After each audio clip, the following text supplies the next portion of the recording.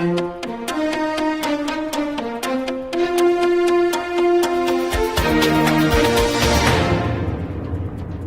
and welcome to Midday Update. Coming up are the headlines for the day. 2 Omani pilgrims dead and 18 injured in Saudi Arabia bus accident.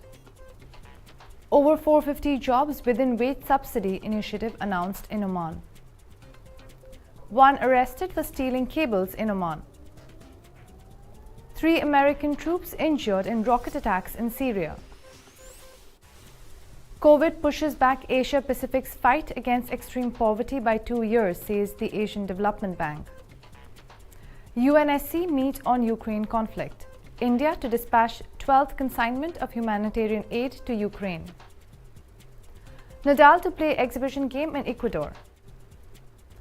Ahmed Al Harthi and Oman Racing ready for round 4 of European Le Mans season. Those are the headlines. Now for the local stories for the day.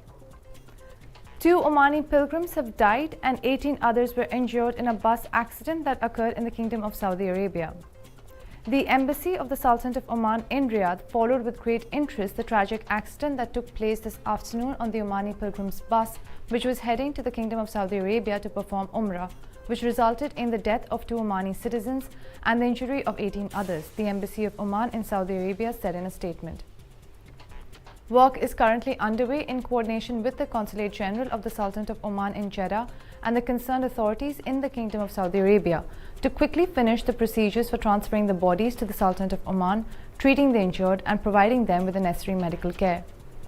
The embassy extends its sincere condolences and sincere sympathy to the families of the deceased and hope for a speedy recovery for the injured. More than 450 job vacancies have been announced in various private sector institutions within the wage subsidy initiative in the Sultanate of Oman. According to Oman News Agency, the Ministry of Labour announced the availability of 471 job opportunities in various private sector institutions within the wage subsidy initiative, distributed as follows: 183 jobs for university degree holders, 58 for post-secondary diploma holders, 152 for general education diploma holders, 78 for below a general education diploma. The Royal Oman Police has arrested a person for stealing cables in South Al Batana Governorate. According to the ROP, the Police Command of South Al Batana Governorate has arrested an accused of stealing cables from a farm in the Wilayat of Nakhal. The legal procedures are being completed against him. Those are the local stories. We'll take a short break and we'll be back with international news. Stay tuned.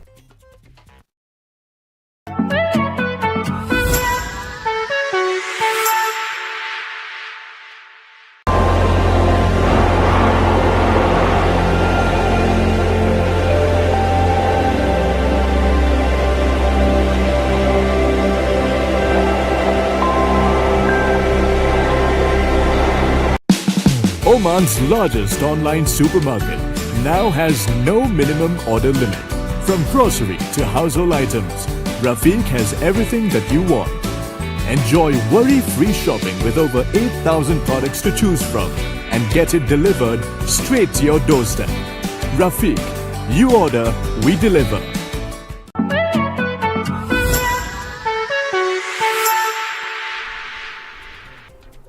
Welcome back to Midday Update. Now for the international stories.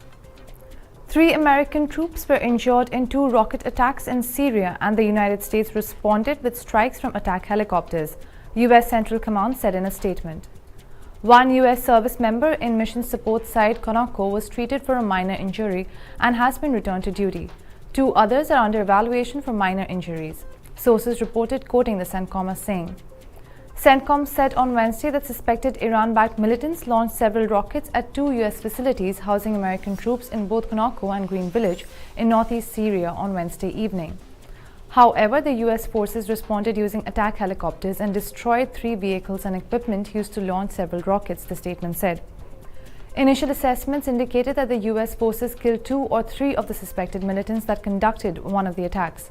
An investigation of the attack is underway. More details are awaited.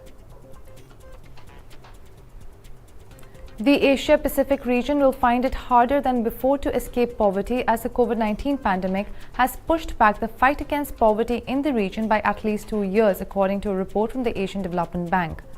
The region's economic growth this year is expected to reduce extreme poverty to a level that would have been achieved in 2020 had the pandemic not happened, according to key indicators for Asia and the Pacific 2022 released on Wednesday.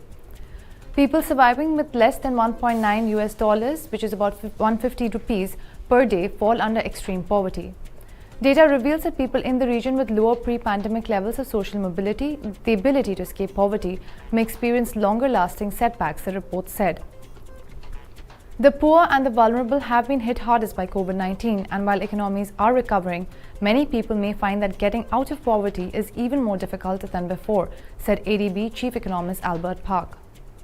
Governments in the region should focus on resilience, innovation and inclusiveness to provide more balanced economic opportunities and greater social mobility for everyone. By 2030, the prevalence of extreme poverty in the region is expected to drop below 1%. At the same time, about 25% of the population is projected to achieve at least middle-class status, defined as having an income or consumption of 15 US dollars or more a day. However, this outlook, the report said, is threatened by differences in social mobility as well as other uncertainties as developing Asia faces the potential for stagflation, increased food insecurity and energy price shocks.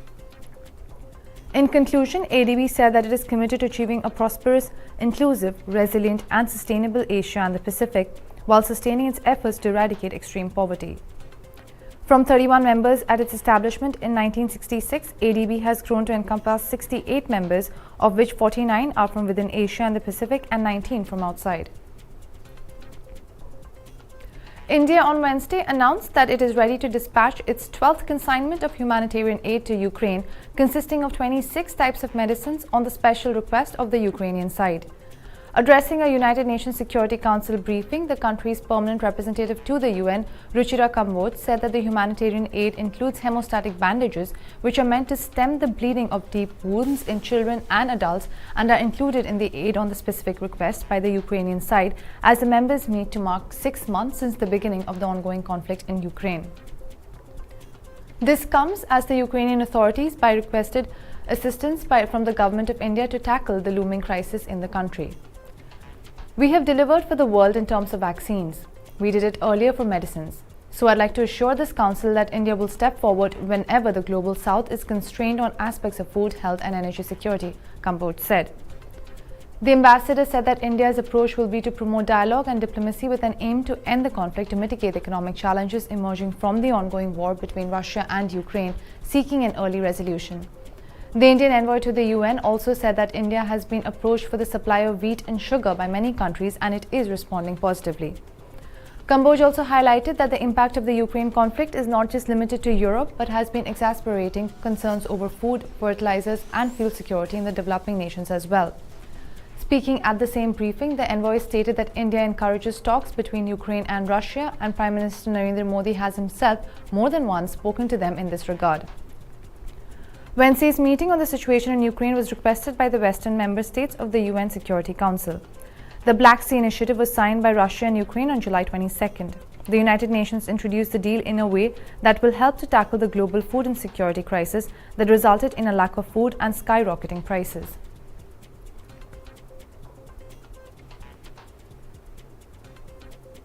Those were the international stories. With that, we'll take a short break and we'll be back with sports news. Stay tuned.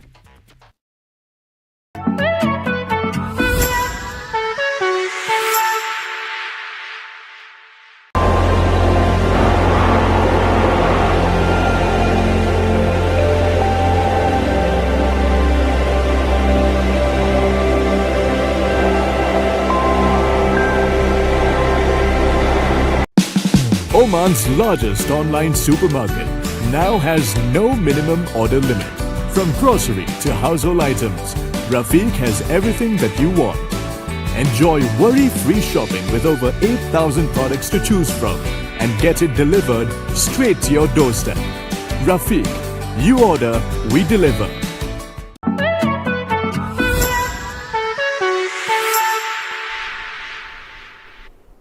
Welcome back to Midday Update. Now for the sports news. Spanish tennis great Rafael Nadal will play an exhibition match in Ecuadorian capital Quito in November, organizers said on Wednesday. The clash against a yet-to-be-determined opponent will take place at the 15,000-capacity Rumenawi Coliseum on November 27, according to former Ecuadorian tennis player Nicolas Lapenti, who is coordinating the event. The Latin American public has always welcomed me, and it will be special for me to visit this country for the first time, Nadal said in a video shown during a press conference. I would love to have more time to visit the country in the future. We will leave the Galapagos Island for the next one. I hope the day of the match will be an unforgettable day. Nadal, who's currently third in the ATP rankings, is currently preparing for the US Open, which will run from August 29 to September 11th.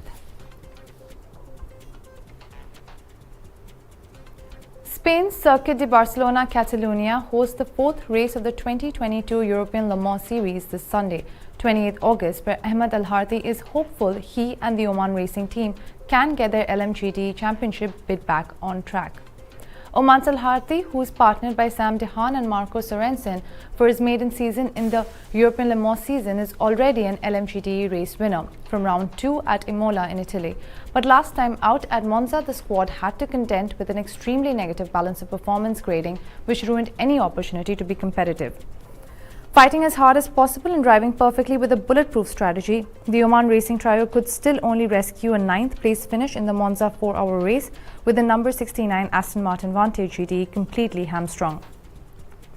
Now Al-Harthi, who is supported by prestigious partners Oman Ministry of Culture, Sports and Youth, OQ, Omantel and MHD ITICS, says a podium return at the very least is the target if the BOP ruling for Barcelona is less draconian. Barcelona is a track where Al-Harthi has enjoyed strong success in the past with Oman racing, not least last year's Pro-Am podium finish in the GT World Challenge Europe Endurance Cup race, which the sportsman dedicated to the people of Oman in the aftermath of tropical cyclone Shaheen. In 2019, he was second in the Pro-Am during the memorable GTWCE season finale in Barcelona, the Omani's fifth straight podium from 5 races, which also helped to wrap up his and Oman Racing's second Pro-Am title in the Endurance Cup after a sparkling campaign. Looking ahead to this weekend's European Le Mans action, opening free practice at Barcelona will get underway at 11 local time on Friday, 26 August, with a standalone session for bronze-graded drivers following at 15:30. Second free practice will take place at 11:10 local time on Saturday, 27th August, ahead of the LMGT qualifying season at 15:45. Those are all the local, international and sports stories for the day. For more updates, stay tuned and keep watching TTV. You've just heard the live feed from the TTV studios on TFM 95.4. Let's talk.